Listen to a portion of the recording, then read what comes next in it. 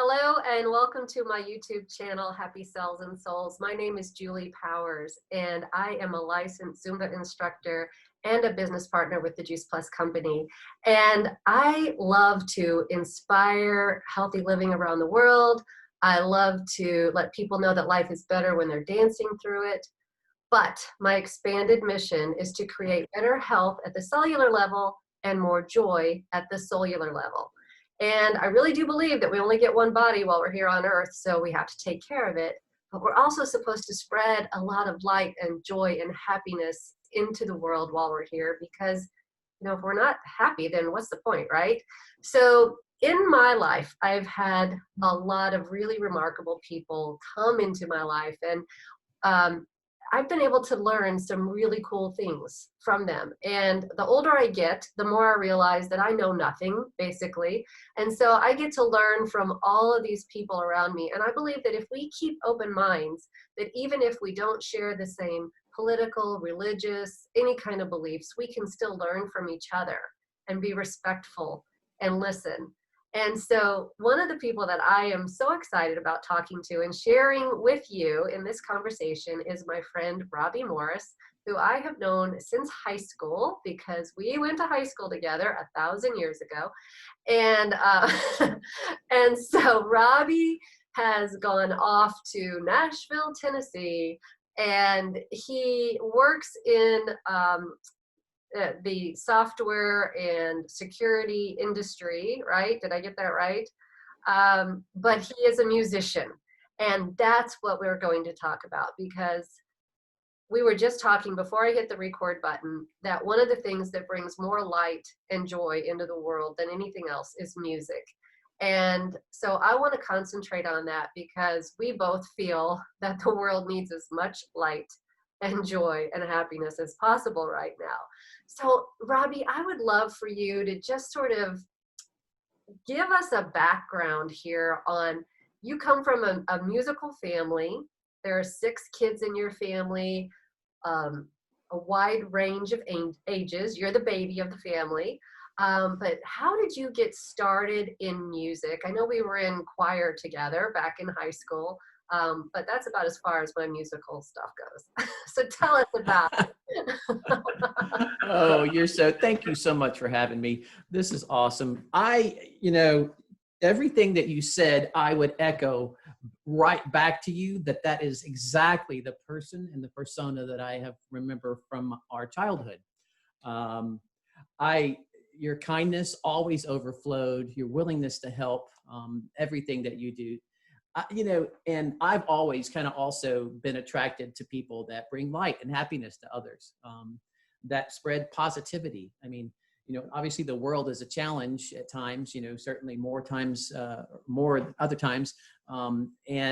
Music has always been that fundamental thing that has lifted my spirits, brought down the somber occasions when it needed to, sing about the pain, the happiness, the hope that you can bring to others with music. And I was just fortunate enough to, good Lord bless me, born into a family of people that everybody played and sang something, sang or played something. Yeah. Our dad played guitar and fiddle and banjo and piano. And his brother, of course, they grew up in Southwestern Virginia, over in the hills of Appalachia, right? That there was mountain, during the Depression era, when, there just was no money, but they were country. So they had food that they grew and they raised, so they made do with a little that lasted across 10 kids in their family. Wow. Right. And that includes entertainment. So they were growing their own food and they were living off their land, but they were the ones sitting on the porch with the laundry. What's that called? Washboard. Washboard. Yeah. Yeah. So my uncle, my dad's brother, played banjo. My dad played guitar. My grandmother played piano, and all 10 kids sang. My dad, he did that for years. That's how he met my mom, actually, in the 50s, back in Colorado when he was in the Army. after World War II and before Korean War. And he toured for a long time, had a TV show. So it was always, when there were family gatherings, there was always music to be played. And I just got exposed to it as a child. I started playing banjo. I want to say I was like 7 or 8 years old. I had a barber back when I had hair. Way back when.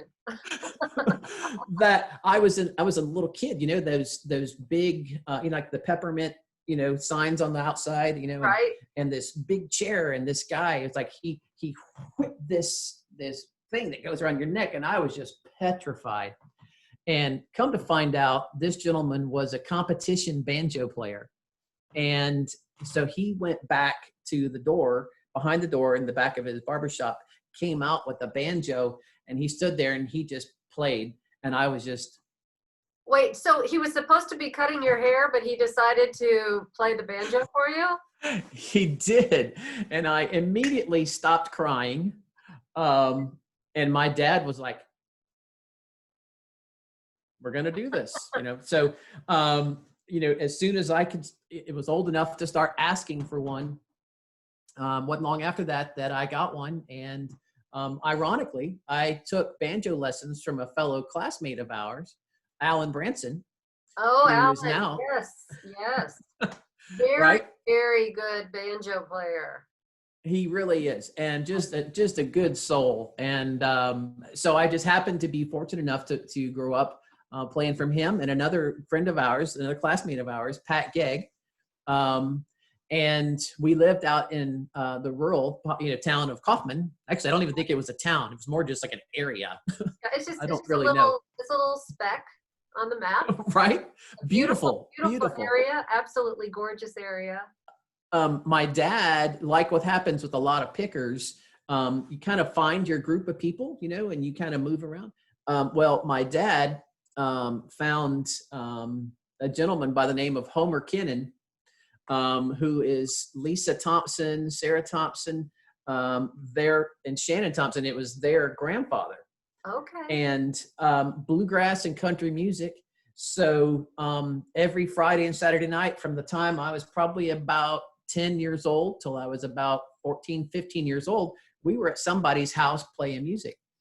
And fun. Yeah, it was great. It was crazy. And what happens a lot of times, that when there's kids around, it's like, everybody plays, all the adults play for a little while, and then they go, here, you play that for a little bit. So I just kept getting handed instruments by all these people, and some of them stuck. Here's a question, real quick. If these were adult-sized instruments, how did you manage that with smaller hands and everything? Did you have to play adult-sized instruments, or did they have smaller ones for you to learn on? No. Yeah, no, there were no small ones at that time if anybody that I knew. So I played them one string at one. Stretch the hands out as much as you can to reach the strings, right?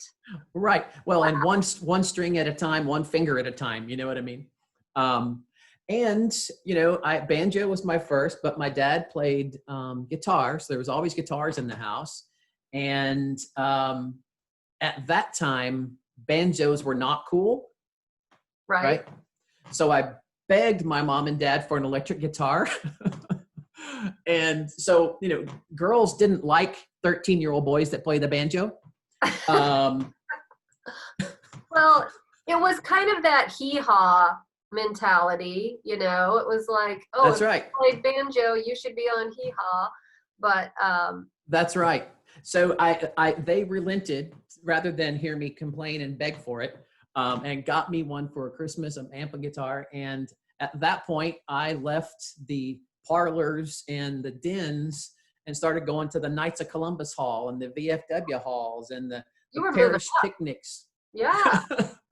So consequently, what group were you playing with at that time? Was it still family members, or was it no friends, or okay? Yeah, no. So there was a whole other community of again, Kaufman's a relatively small place, so right. you get to know the musicians in a pretty short order, who plays what. And because I played multiple instruments, I had, again, I was a teenager. And my parents were incredibly trusting and allowed And me you to were be the baby. You were the baby, and by the time you get through 6 kids, you sort of forget that there were rules for the first one, Yeah. Well, right? and they were beat down. My older siblings had just worn them out completely. Um, and these older, older gents, thankfully, they were good people, and they took care of me and kept the arms, kept everybody away from me, and allowed me to go into these places. Of course, at that time there were no rules of, oh, you Right, can't bring a minor in a bar. right. You probably shouldn't, but there wasn't the law. But it wasn't the law, so that's okay. You were not doing anything illegal. It was just No, maybe no, not no. the best idea, but it worked. Yeah, right. And I was always still home by like 11. You know what I mean? So they were, Right, my mom and dad, and of course they gave me the one time, the good look over when I got home to make sure that I was completely okay. And so I played music in just country rock bands. So my musical tastes were never really just confined to bluegrass. I grew up listening to Led Zeppelin and Rush and Van Halen and these incredible, the Grateful Dead. Oh, that changed my life. But gospel music, because grew up playing music in right, church, right. with at family gatherings. There's just kind of always a thing, so it was kind of always in my life, in some capacity. And for the longest time, that's what I thought I was going to do for a living. Cybersecurity just came about because wow, right time, right place, the right skill set, and that just made a whole lot more sense than trying to pick banjo for a living. Right. And you're uh, really good at it, and it's paying all the bills, and you get to do the music as you wish to do your music. that's right. That's Or right. I okay, let's mean, say let's say you used to be able to do it as you wish. Today's world is a little bit different with things not being yeah. open like they used to be, and the entire music industry is in a state of flux right now. But that doesn't mean that the music has died. The music is still alive and well within everybody, and it just has to get out in different ways.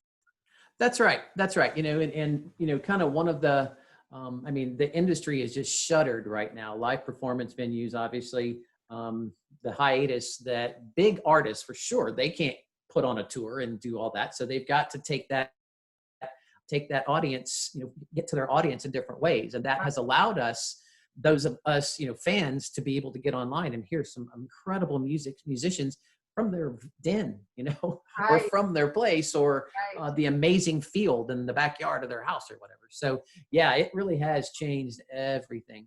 And And from you our perspective, you've been able to serenade your Facebook friends live. I've been able to kind of catch some of your impromptu concerts here and there, and I did get to see you live. Got to hang out with your wife Donna, and we watched you guys play. Grasstime is your band, and you played yep, Arrington Vineyard. Is that right? yep, exactly. In Nashville. I don't know when that's all going to be on a regular schedule for live performances. I know you've been able Now, to do a little bit, but is it back on full on? yeah, so they changed. So with the different opening phases that we've all kind of gone through right now, with live venues and all that, they actually opened back up Memorial Weekend. And my band, so Kix Brooks from Brooks and Dunn owns this vineyard, and we've been a house band out there for, I guess, 4 years now. And so we get a lot of dates throughout the summer, and outside of that, we do festivals and have a kind of a regional touring thing that we do. But yeah, they opened that back up because it's, I want to say it's like 8 acres. It's a huge, So beautiful property, and it's all outdoors, so people have plenty of room for social distancing. And that's right. That's yeah, right.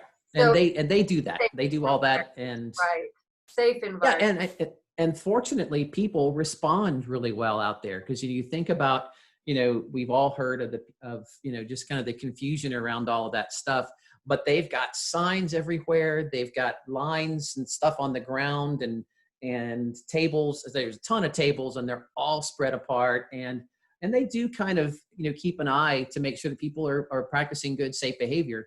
But at the end of the day, it's a personal responsibility, right? Kind Right, of around the same with our what we eat. It's a personal responsibility of what you do. Oh, to that's a maintain whole other that safe place. conversation.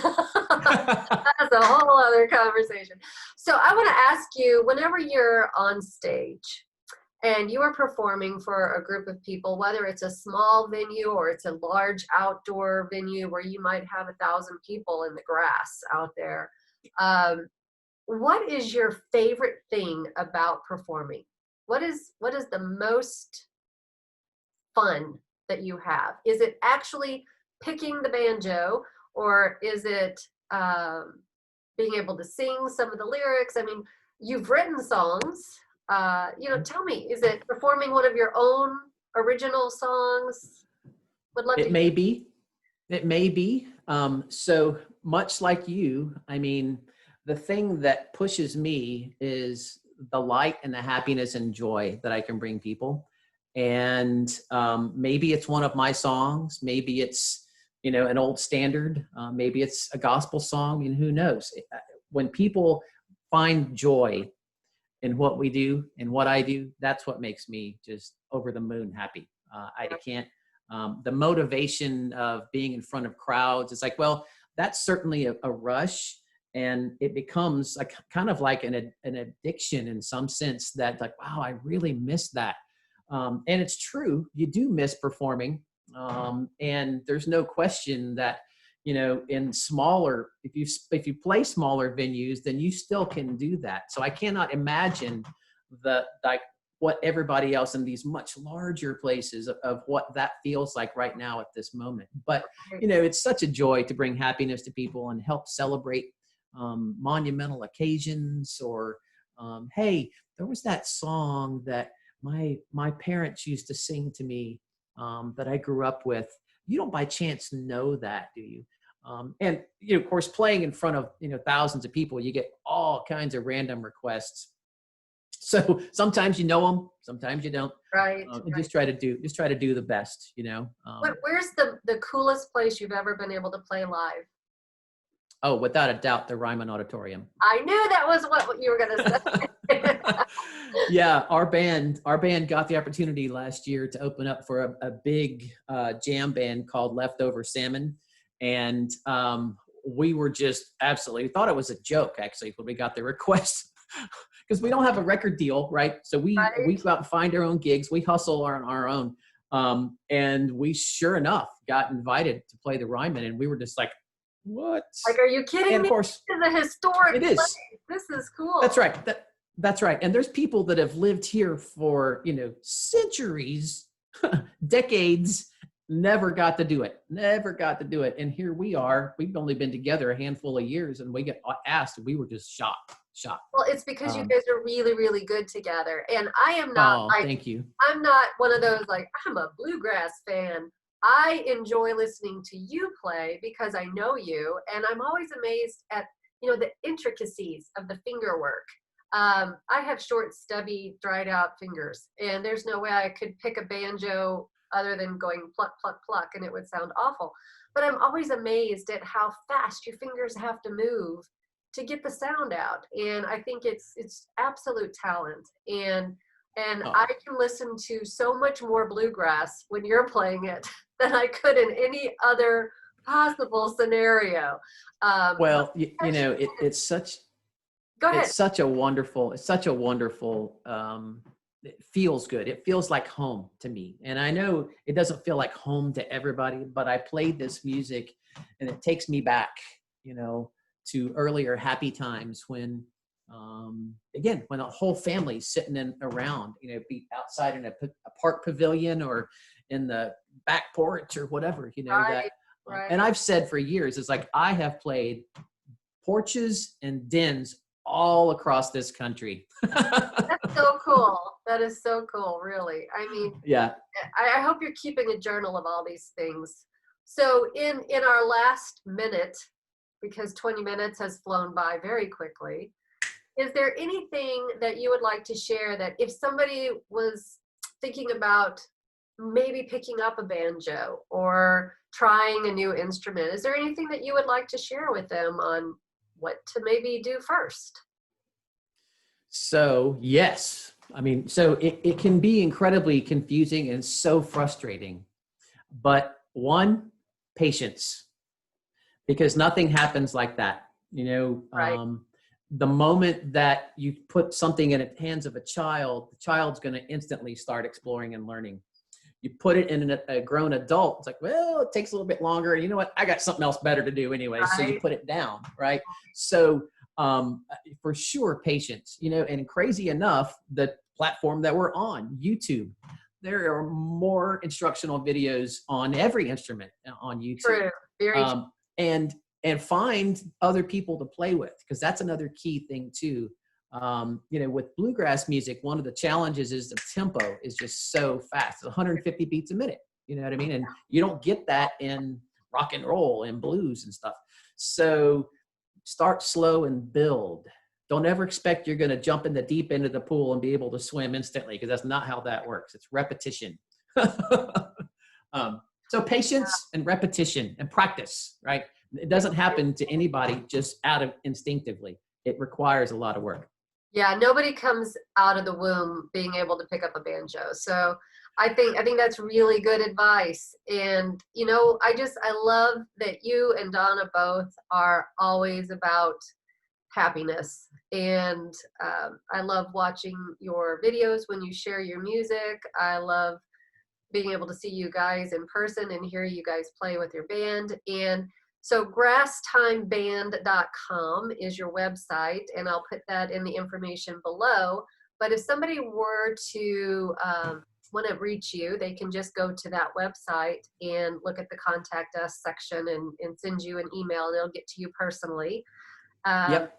but I just really appreciate you taking this time out to share a little bit of your history in music. And we have so many talented people from our class in high school, Right.